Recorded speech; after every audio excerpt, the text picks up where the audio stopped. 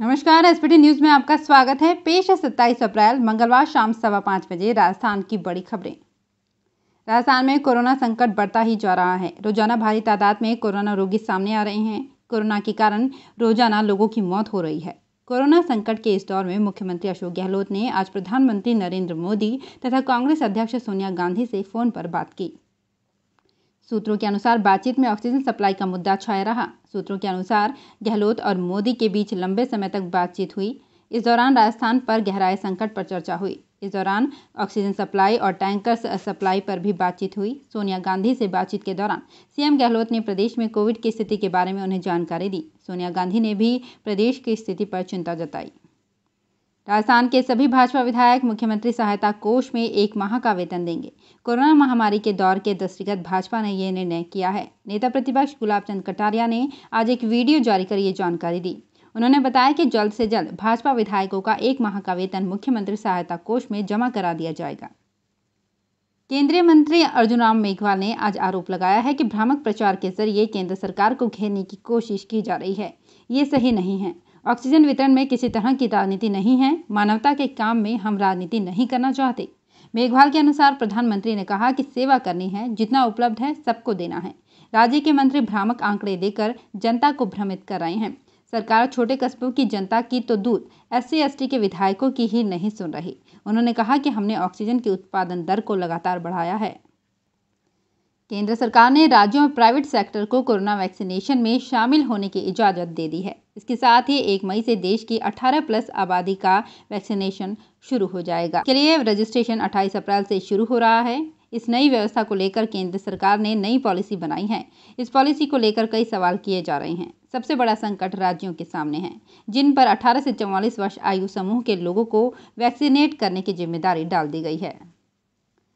अजमेर में बढ़ रहे कोरोना संक्रमण को लेकर पुलिस व प्रशासन ने सख्ती बढ़ा दी है। बिना मास्क व सोशल डिस्टेंसिंग के साथ बेवजह घूमने वालों के चालान किए गए और जुर्माना वसूला गया। 11 बजे तक खुली दुकानों के कारण बाजारों और मुख्य मार्गों पर चहल पहल देखी गई। पुलिस ने नाकेबंदी कर आवागमन करने वालों से पूछताछ भी की और बेवजह आवाजाही करने पर कार्यवाही की। इस दौरान वाहन भी जब्त किए। राजस्थान में कोरोना की स्थिति बहुत तेजी से बिगड़ रही है। प्रदेश में अब तक कोरोना के कुल 5,30,875 केस मिल चुके हैं, जो पूरे देश में राज्य को 10वें नंबर पर खड़ा करते हैं। लेकिन रिकवरी रेट की बात की जाए तो ये देश के टॉप 15 बड़े राज्यों में सबसे निचले पायदान पर है। राजस्थान में रिकवरी रेट 71% है, जबकि महाराष्ट्र, दिल्ली, केरल, कर्नाटक जैसे राज्य जहां राजस्थान से भी ज़्यादा केस आ रहे हैं, वहां रिकवरी रेट 78% से अधिक है।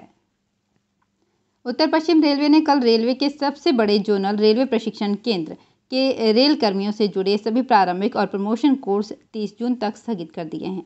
हालांकि इन कोर्स को ऑनलाइन करवाने के लिए कहा था, तकनीकी खामियों के चलते उसे भी टाल दिया गया। रेलवे एम्प्लॉयज़ यूनियन के महामंत्री मुकेश माथुर ने बताया कि कोरोना को देखते हुए हमने रेलवे प्रशासन से इस प्रशिक्षण केंद्र पर सभी प्रशिक्षण स्थगित करने की मांग की थी, जिस पर रेलवे प्रशासन ने निर्णय किया है। कोरोना को लेकर शादी समारोह के लिए जारी की गई गाइडलाइन का असर फूलों की खेती करने वाले किसानों पर पड़ना शुरू हो गया है। कोरोना और लॉकडाउन के कारण शादी समारोह टलने लग गए हैं। जो लोग कर भी रहे हैं, उन्हें गाइडलाइन की पालना के चलते शादियों में ज़्यादा भव्यता नहीं करनी। इसके कारण ज़्यादा फूलों की डिमांड नहीं है। ऐसे में नागौर जिले के थावला इलाके में फूलों की खेती करने वाले किसानों को फूलों के भाव तो दूर, खरीदार ही नहीं मिल रहे हैं। राजस्थान सरकार की स्वास्थ्य योजना मुख्यमंत्री चिरंजीवी स्वास्थ्य बीमा योजना में पंजीयन के लिए लोगों को अब ई-मित्र के चक्कर नहीं काटने पड़ेंगे। अब लोग खुद घर बैठे ही इस योजना में अपना पंजीयन करवा सकेंगे। अब इसके लिए SSO ID बनानी होगी। इसके जरिए ये आवेदन आसानी से हो जाएगा। सरकार ने कोरोना संक्रमण को देखते हुए प्रदेश स्तर पर पंजीयन प्रक्रिया को सरल किया है, जिसके तहत पात्र व्यक्ति स्वयं ऑनलाइन अपना पंजीयन कर सकेगा। दौसा कलेक्टर पीयूष सांवरिया और SP अनिल बेनीवाल सोमवार शाम बाजार में अपने सरकारी वाहनों से निकले। सायरन की आवाज करती हुई गाड़ियां मैरिज गार्डन के बाहर आकर थमी तो लोगों ने सोचा कि कोई मंत्री या नेता आया है। बाद में जब SP और कलेक्टर अपनी गाड़ियों से उतरे तो मेहमानों में भगदड़ मच गई और वे गार्डन में ही इधर उधर छुप गए। बाद में विवाह समारोह में शामिल लोगों की गणना की गई और उसके बाद अधिक मिलने पर कार्यवाही की गई। और अब खबरें श्रीगंगानगर हनुमानगढ़ जिले की। कोरोना संक्रमण रोकने के लिए घोषित जन अनुशासन पखवाड़ा की पालना करवाने के लिए श्रीगंगानगर कोतवाली पुलिस हरकत में आई। कोतवाली पुलिस थाना प्रभारी गजेंद्र सिंह जोधा के नेतृत्व में भारी पुलिस बल ने गोल बाजार के सभी रास्तों को बंद करके बाजार में बिना वजह घूम रहे लोगों को खदेड़ दिया। थाना प्रभारी ने बताया कि कोतवाली पुलिस थाना क्षेत्र में गश्त करके लोगों को खदेड़ा जा रहा है। इस साल भी हनुमान जयंती लॉकडाउन के बीच ही मनाई जा रही है। मंदिरों में बालाजी महाराज का अभिषेक, श्रृंगार और नित्य पूजन पुजारी ही कर रहे हैं। आज भी श्रद्धालुओं को मंदिर के बाहर से ही अपने भगवान को धूप लगानी पड़ी। श्रीगंगानगर में हनुमानगढ़ मार्ग स्थित बालाजी धाम में सुबह रामायण पाठ की पूर्णाहुति के बाद बालाजी महाराज की आरती की गई। एल ब्लॉक हनुमान मंदिर में भी आज हनुमान जयंती सादगीपूर्ण तरीके से मनाई गई। पुजारियों ने ही पूजा अर्चना की। श्रद्धालुओं को मंदिर के बंद कपाट से ही धूप लगानी पड़ी।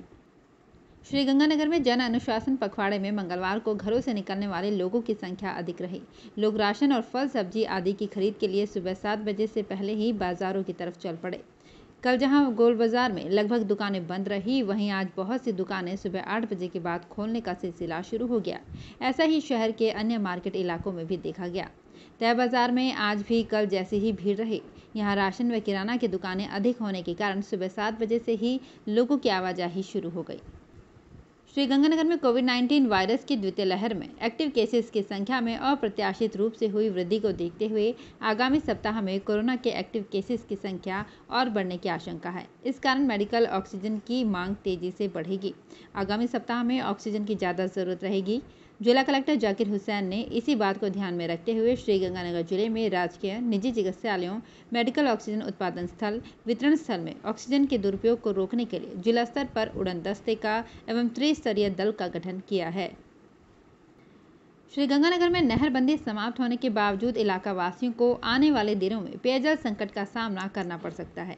इसका एक कारण तो बंदी के बाद नहर में पानी की आवक बेहद कम होना व उसमें से जलदाय विभाग को आवश्यकता से भी आधा पानी ही मिल पा रहा है। इसके बावजूद रिद्धि सिद्धि सहित शहर के ही बड़ी संख्या में लोग अंधाधुंध तरीके से पेयजल का उपयोग भवन निर्माण कार्य में कर रहे हैं। प्रशासन व जलदाय विभाग के अधिकारियों को इसकी जानकारी के बावजूद संबंधित भवन निर्माताओं के विरुद्ध कोई कार्यवाही नहीं हो रही। श्रीगंगानगर में कोरोना जांच के लिए सैंपल की रिपोर्ट का अब लंबा इंतजार नहीं करना पड़ेगा। जिला अस्पताल के लैब में ऑटोमेटेड आरएनए एक्सट्रैक्शन की 18,000 किट्स मिलने के बाद सैंपल जांच में तेजी आई है। पीएमओ डॉक्टर बलदेव चौहान के अनुसार कल रात से आज दोपहर तक ही 2800 सैंपल की जांच पूरी कर ली गई है। अब लैब में सैंपल की नियमित जांच में अधिक समय नहीं लगेगा। इसके अलावा बीकानेर मेडिकल कॉलेज भेजे गए 2500 सैंपल की रिपोर्ट भी आज शाम तक मिलने की उम्मीद स्वास्थ्य विभाग को है। पीएमओ ने बताया कि बीकानेर से 40 रेमडेसिविर इंजेक्शन और मिल गए हैं। तो फिलहाल इस बुलेटिन में इतना ही। फिर हाजिर होंगे कुछ और बड़ी खबरों के साथ। एसबीटी न्यूज के और भी वीडियोस को देखने के लिए हमारे चैनल को सब्सक्राइब करें और नोटिफिकेशन पाने के लिए बेल आइकन को प्रेस करें।